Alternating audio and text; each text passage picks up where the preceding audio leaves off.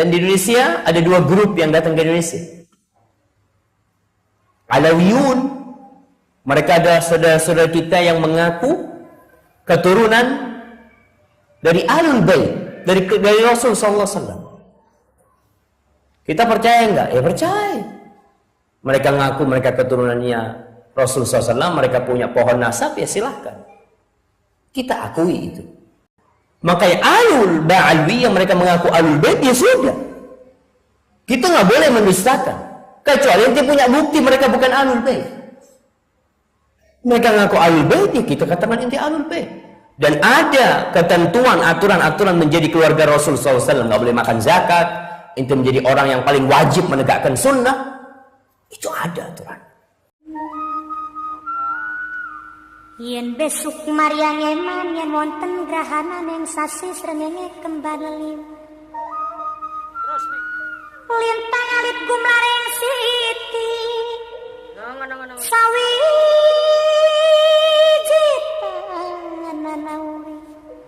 Sawiji tanana urip mung isun karo sampean mati amung kang swarga.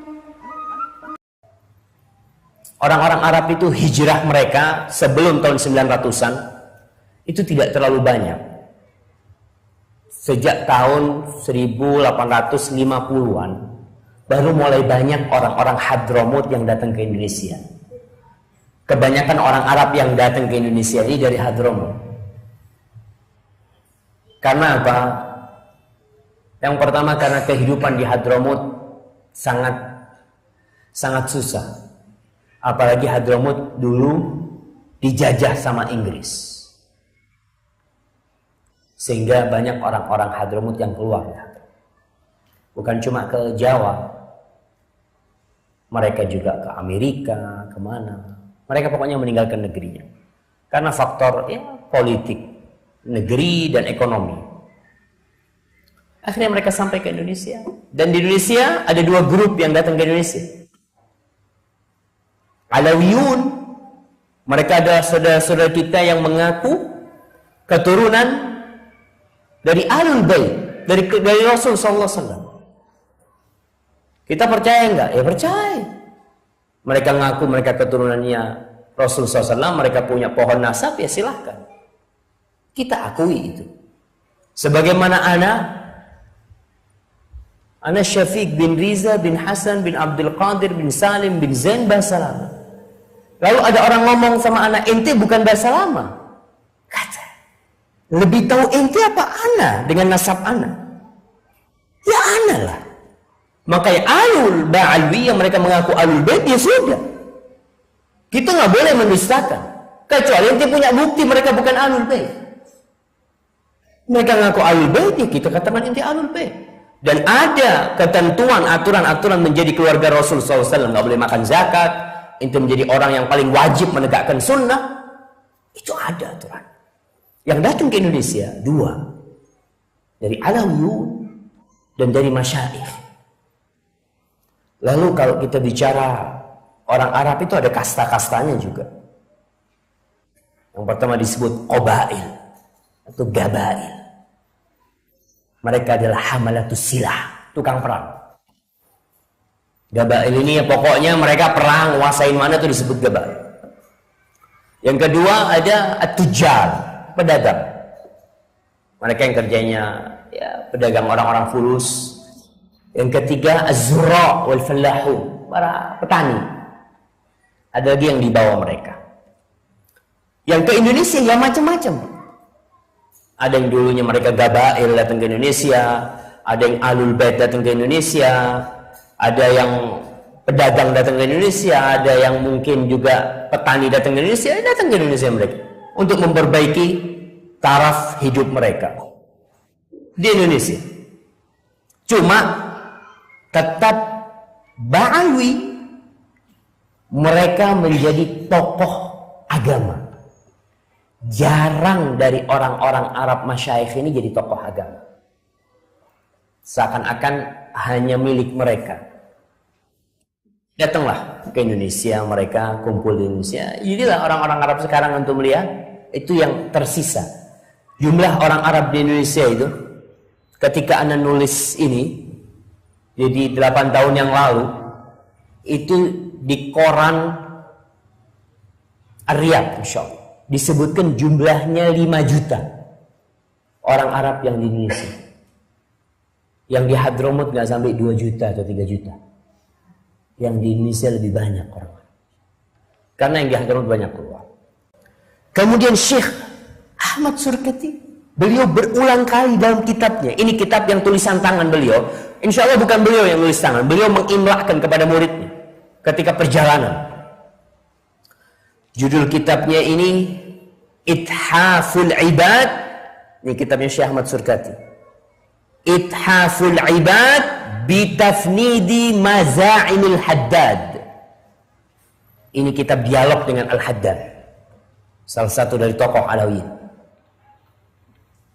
Beliau mengatakan nih dalam kitabnya, "Falyalam Alawi Al-Haddad wa amthaluhu," hendaklah Alawi Al-Haddad dan yang semisal dengan Alawi Al-Haddad.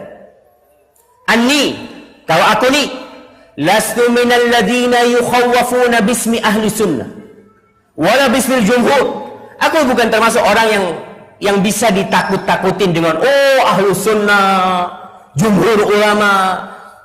Wah, aku nggak perlu ditakut-takutin dengan ucapan-ucapan seperti itu. Walakinni minal ladzina yukhawwafuna bismi sunnah sahihah wa muhkamil kitab.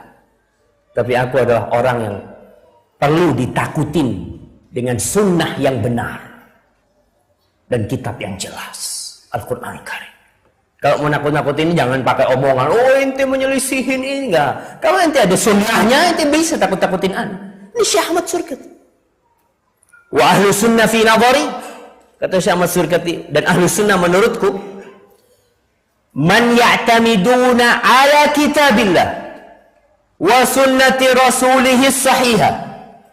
Ahlu sunnah itu adalah orang yang bersandar kepada kitabullah dan sunnah yang benar, sunnah Rasul SAW yang sahihah. Faman ja'ana, ini Syekh Ahmad Surkati ngomong dalil udah. Faman ja'ana bi ghairi hujjatin thabitatin minhuma, siapa yang datang kepadaku tanpa dalil yang jelas dari Quran dan sunnah, fala qimata li kalamihi indana fil umuri diniyah. Omongan dia untuk urusan agama nggak ada nilainya buat kita. Kalau sudah menurut ana, menurut kita orang, menurut sudah jangan. Siapa juga nggak mau.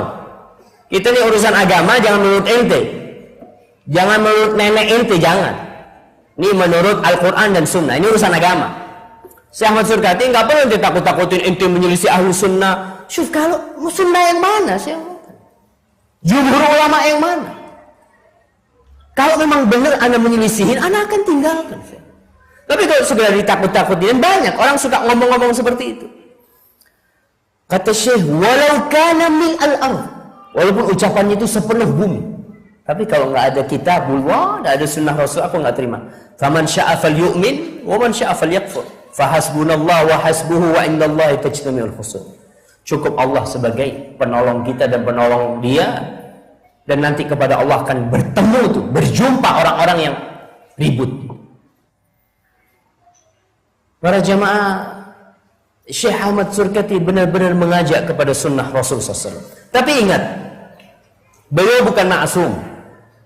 Beliau hidup di masa yang ulama sangat sedikit pada waktu itu. Ada pendapat-pendapat beliau yang dikritisi oleh ulama lain, iya. Ada. Dan itu tidak mengurangi kedudukan beliau. Beliau tetap mengatakan prinsipnya mengajak kepada Al-Quran dan Sunnah. Kita akan lihat bagaimana beliau mengajak kepada pemahaman salafus saleh. Kalau bicara pekerjaan Syekh Ahmad Surkati pernah jadi guru di Al-Irsyad dan pernah dikeluarkan sama orang Al-Irsyad. Syekh Ahmad Surkati itu ketika ribut sama Ba'alwi, penyebab berdirinya Al-Irsyad ini, Syekh Ahmad Surkati pada waktu itu ke Solo. Dia ditanya, ada perempuan syarifah, perempuan dari golongan Ahlul Bait menikah dengan selain syarifah. Dia katakan sama orang Cina Muslim. Ditanya Syekh, sah enggak pernikahan? Kata Syekh, kalau persyaratannya terpenuhi sah. Ribut disebutlah Ahlul Bait. Ente gimana bilang sah? Dia itu harus minta izin sama semua Alawiyin. Baru kalau semua Alawiyin mengizinkan dia menikah, baru boleh. Karena hak nasabnya itu hak semuanya. Akhirnya Syekh pulang dari Solo ke Jakarta, mulai ada perubahan di orang-orang Alawiyin. Syekh nggak disapa, sampai akhirnya Syekh mengundurkan diri. Padahal yang datangkan Alawiyin. Ketika Syekh mau pulang, disebutkan Syekh lagi duduk di stasiun, ketemu sama Nagibul Arab, Umar Manggus. Ada kapten Arab yang ada di Jakarta, namanya Umar Manggus. Umar Manggus ini melihat Syekh, ente kenapa? Kata dia. Antum kalau tahu kondisi orang Arab pada waktu itu. Umar Manggus itu pernah ketemu sama salah satu habaib. Dia itu kapten Arab di stasiun. Katanya, ini salah satu habaib. Itu cium tangan. Kata Umar Manggus, Beb, nanti ente di rumah anak kasih 10 kali saya bukan. Tapi di sini banyak orang. Masa anak cium? Dan itu dipraktekkan di Madaris Alawiyin. Syekh Ahmad Surkati, salah satu penyebab dia keluar juga, ada 2 orang dari keluarga siswa di Madras di Jamiatul Khair ini ngomong, Syekh, anak punya usul, Syekh. Kata, apa usul nanti? Anak kepingin, jadi nanti itu yang bukan Alawiyin, kalau pagi mau masuk sekolah, itu cium tangan semua sama tangannya yang murid-murid Alawiyin. Kata Syekh, ente ngomong kayak gitu? Marah, Syekh. Sempat emosi, tapi sama ustadz yang lain diam-diam, diademkan ya. Didinginkan, akhirnya Syekh alhamdulillah menerima, beliau berusaha untuk memperbaiki, tapi akhirnya beliau keluar juga. Diterima oleh Umar Manggus.